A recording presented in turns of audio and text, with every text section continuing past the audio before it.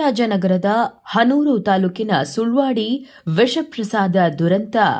ಈ ಪ್ರಕರಣದ A1 ಆರೋಪಿ ಎಮ್ಮಡಿ ಮಹಾದೇವಸ್ವಾಮಿ ಜಾಮೀನಿನ ಮೇಲೆ ಸೋಮವಾರ ಜೈಲಿನಿಂದ ಬಿಡುಗಡೆಯಾಗಿದ್ದಾರೆ.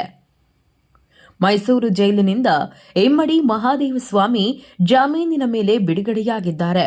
ಕಳೆದ 4 ದಿನಗಳ ಹಿಂದೆಯಷ್ಟೇ ಆರೋಗ್ಯದ ಕಾರಣಕ್ಕಾಗಿ ಹೈಕೋರ್ಟ್ ಷರತ್ತುಬದ್ಧ ಜಾಮೀನು ನೀಡಿತ್ತು. ಕಿಡ್ನಿ ಸಮಸ್ಯೆಯಿಂದ ಬಳಲುತ್ತಿರುವ ಹಿನ್ನೆಲೆ ತಕ್ಷಣದ ವೈದ್ಯಕೀಯ ಚಿಕಿತ್ಸೆಗಾಗಿ ಹೈಕೋರ್ಟ್ ಷರತ್ತುಬದ್ಧ ಜಾಮೀನು ಮಂಜೂರು ಮಾಡಿತ್ತು. ಹೈಕೋರ್ಟ್ ಮಂಜೂರು ಮಾಡಿರುವ ಜಾಮೀನು ಪ್ರತಿಯನ್ನ ಚಾಮರಾಜನಗರ ನ್ಯಾಯಾಲಯಕ್ಕೆ ಸಲ್ಲಿಸಲು ಮತ್ತು ವಿಚಾರಣೆಗೆ ಇಂದು ಖುದ್ದು ಚಾಮರಾಜನಗರ ಜಿಲ್ಲಾ ನ್ಯಾಯಾಲಯಕ್ಕೆ ಎಮ್ಮಡಿ ಮಹಾದೇವಸ್ವಾಮಿ ಹಾಜರಾದರು.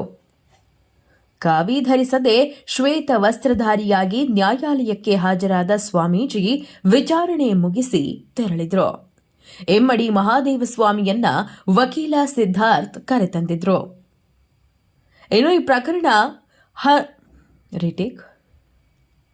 ಈ ಪ್ರಕರಣಕ್ಕೆ ಸಂಬಂಧಪಟ್ಟಂತೆ ಹನೂರು ತಾಲೂಕಿನ ಸುಳ್ವಾಡಿ ಕಿಚ್ಚುಗುತ್ತಿ ಮಾರಮ್ಮ ದೇವಸ್ಥಾನದ ಆಡಳಿತ ಮಂಡಳಿಯಲ್ಲಿ ಪಾರಮ್ಯ ಸಾಧಿಸಲು 2018 ಡಿಸೆಂಬರ್ 14ರಂದು ಪ್ರಸಾದಕ್ಕೆ ವಿಷ ಬೆರೆಸಲಾಗಿತ್ತು.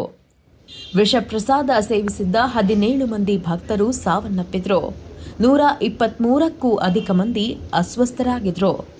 ಈ ಪ್ರಕರಣದಲ್ಲಿ A1 ಆರೋಪಿಯಾಗಿರುವ ಮಹಾದೇವಸ್ವಾಮಿ 2018ರಿಂದಲೂ ಮೈಸೂರು ಕಾರಾಗೃಹದಲ್ಲಿ ವಿಚಾರಣಾ ಕೈದಿಯಾಗಿದ್ರು.